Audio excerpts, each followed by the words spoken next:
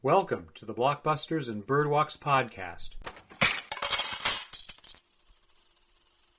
I am the curator, Garrett Chaffin-Quiray. The Hood film rose to prominence in 1991 with the release of John Singleton's Boys in the Hood.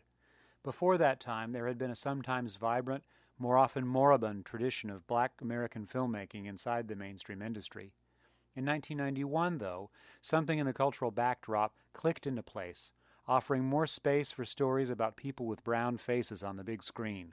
Audiences lapped up the material, establishing a new pattern for the production, distribution, and exhibition of similar fare, which has encouraged much work through the present. The typical story frame for many Hood films is the pathology of American blackness, usually viewed in white-dominated mainstream culture as a stereotypic threat or disease to the established norms of an orderly and accomplished society.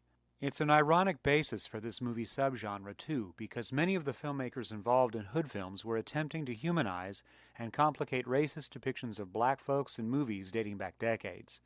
But the resulting tropes of these Hood films serve to affirm many of the negative ideas about black experience in the mainstream, read white, culture. The pillars of the form include crime-laden backdrops, single mother-led households, dysfunctional neighborhoods, police brutality, drug and gang-related violence, early adolescent sexual experimentation, male posturing and misogyny, rap music, black fashion and slang, narrative focus on black, usually male coming of age, the absence of white faces, and disinterest in the future because present circumstances form a closed loop of misery and cruelty. In short, the Hood film is a take on the conditions of urban life where everyday experience more resembles warfare between and among racial tribes than any traditional idea of a thriving city center. That the pattern proved valuable is clear from box office reports. That the pattern was influential is evident by the way Hood films are inexpensive to make, easily marketed through tie-ins with the worlds of music and fashion, and appeal to a core audience of non-white moviegoers hungry to see themselves on a screen. Every nigga is a star. Yeah. Come on! Every nigga is a star. Barry Jenkins' Moonlight, 2016, trades on all these Hood film motifs and achieves something remarkably different. Moonlight is the multi-chaptered story of a young man named Chiron. Chapter 1, Little, is about him as a boy, played by Alex Hibbert. Chapter 2, Chiron, is about a teenager, Ashton Sanders, navigating high school. Chapter 3, Black, is about an adult, Trevante Rhodes, now a drug dealer, trying to reconcile the open wounds of his childhood and produce a fully realized version of himself. So far, so good. This is a familiar terrain for a Hood film. Yes, the film takes some license in placing the story in Liberty City, Florida, rather than in one of America's great big cities like Los Angeles, Chicago, or New York. But we still spend our time in an impoverished inner city where men are criminals, children are involved with welfare programs, and all social activities affirm violence and inexpressiveness in boys becoming men, by which means the girls become passive sex objects for their male peers. The real meat and potatoes of the movie lies in its descent through this pattern and its slow adjustment of expectation. How is this done? First, Chiron lives with his mother, Paula, Naomi Harris. She offers love to her latchkey child, some sense of discipline about doing his schoolwork, and staying straight, all of which is a bluff because she's in the early stages of drug addiction. Second, Paula's dealer is a Cuban immigrant named Juan Mahershala Ali, who first meets Chiron as he runs from school bullies. Juan helps him home after first giving him a place to stay for the night since the boy won't give his address, and upon Chiron's homecoming, Juan realizes he's the child of one of his soon-to-be best customers. What happened, Chiron? Why you didn't come home like you're supposed to? Huh? And who is you? Nobody. I found him yesterday. Found him in a hole on 15. Yeah, that one. Some boys chased him in the cut. He's scared more than anything. He wouldn't tell me where he lived till this morning. Well, thanks for seeing to him.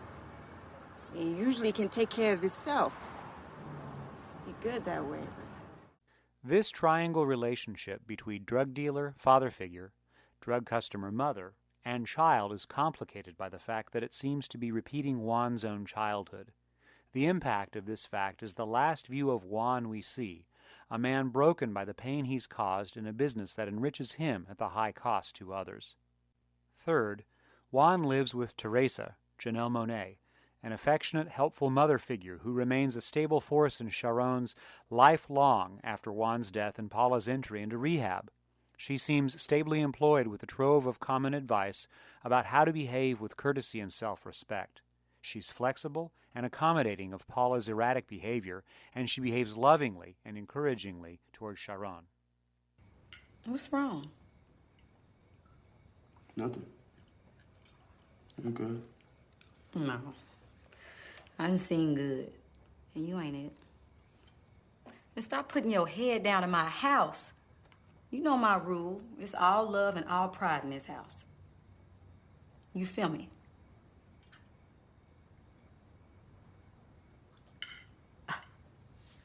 I can't hear you.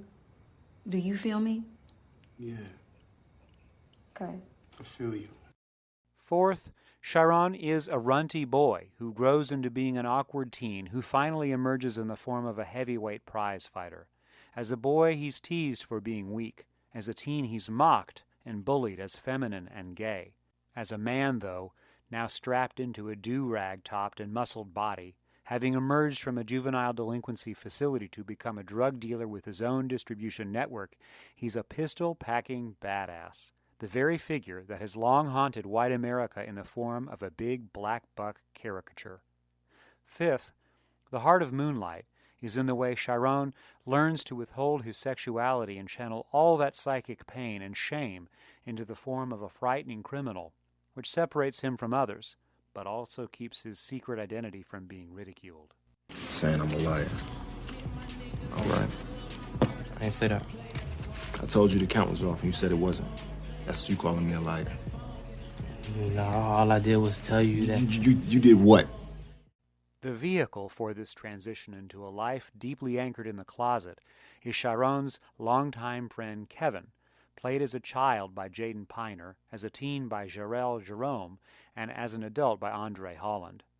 Kevin represents companionate kindness, erotic love, and hope across the three stages of Charon's life.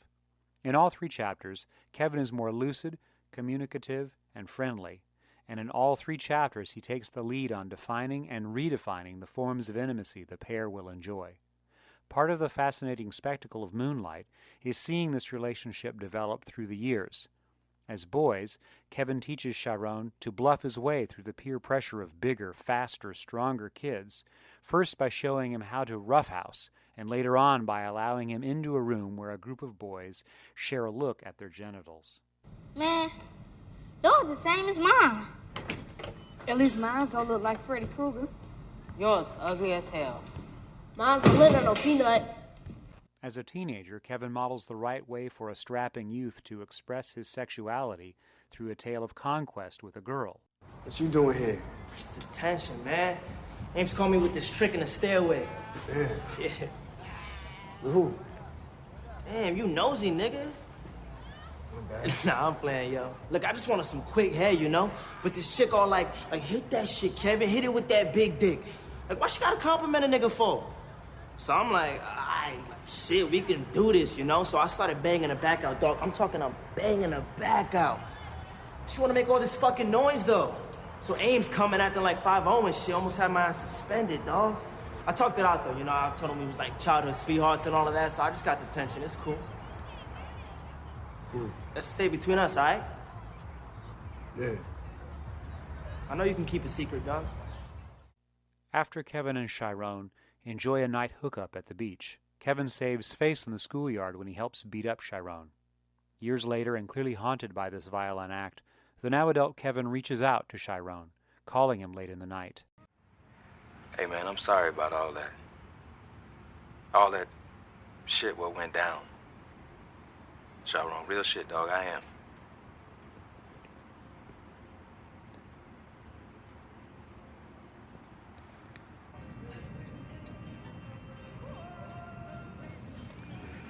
So,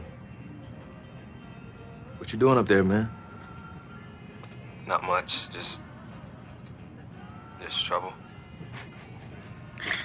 Chiron in trouble always found a way. Yeah, something like that.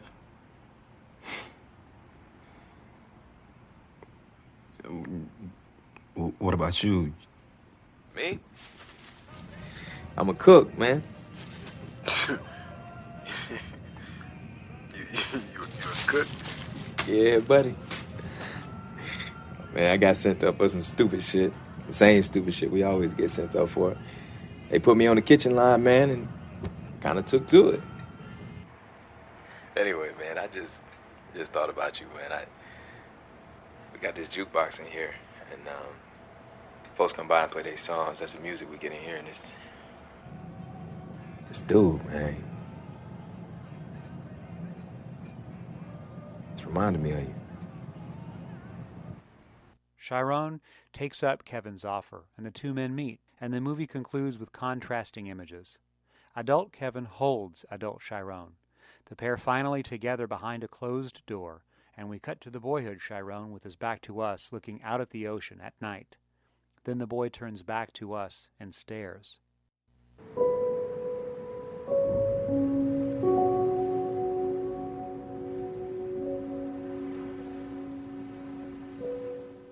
Moonlight is an unusual movie. The pace of scenes is slow. The soundtrack runs back and forth between a dissonant orchestral score and in-scene pop music. Each performer is richly costumed in ordinariness. The vernacular seems true.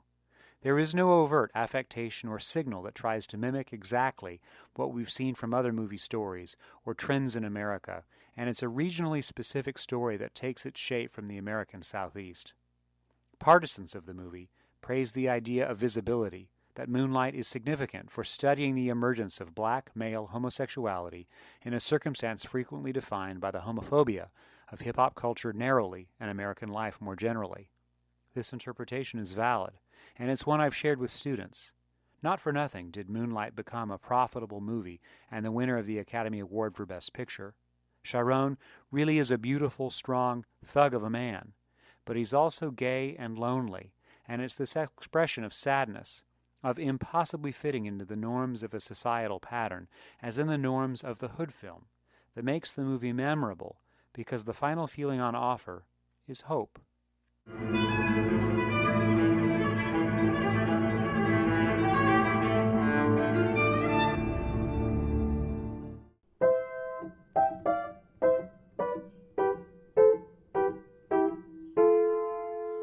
Thank you for listening to the Blockbusters and Birdwalks podcast. My name is Garrett Chaffin-Quiray. Boop boopity doo.